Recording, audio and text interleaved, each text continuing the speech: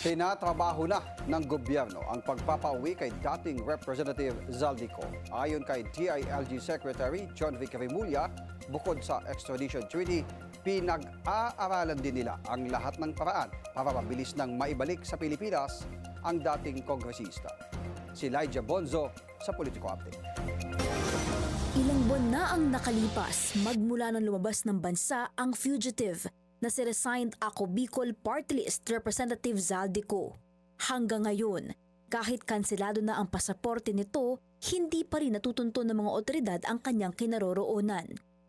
Ayon sa DILG, may hudyat na raw ang Pangulo sa mga ehensya ng pamahalaan para magkaroon ng extradition treaty ang Pilipinas at ang Portugal kung saan pinaniniwala ang nagtatago si Ko. Pero nagbigay na instruction sa President na formally mag-apply na kami ng extradition treaty sa kanila kahit wala pang formal extradition treaties between the two countries. Pero through the Interpol, magre-request na kami ng repatriation ni Zaldico kung nasa Portugal talaga siya. Ayon kay Remulla, base sa impormasyong nakalap nila, may Portuguese passport si Ko. Kaya tinitignan nila ang posibilidad na naroon ang dating kongresista.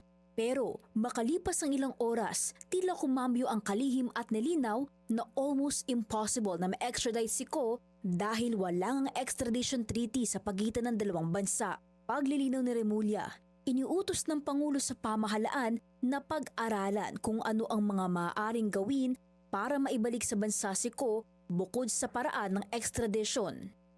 Pinag-aaralan pa namin kasi ang magulo dito ay wala tayong extradition treaty. But there are other avenues that we can pursue na gusto niyang pag-aralan. A treaty takes years and years to do. Okay. So the other avenues possible, in-instruction sa amin ay pag-aralan namin kung paano natin magagawa ang extradition niya not passing through a treaty.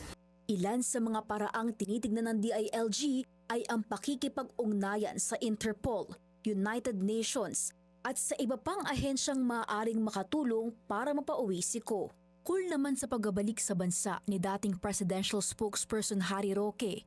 Ani Remulla, sa kasalukuyan ay wala pa silang nakukuhang formal na kopya ng umano'y arrest warrant laban dito. Elijah Bonzo, Billionaire News Channel.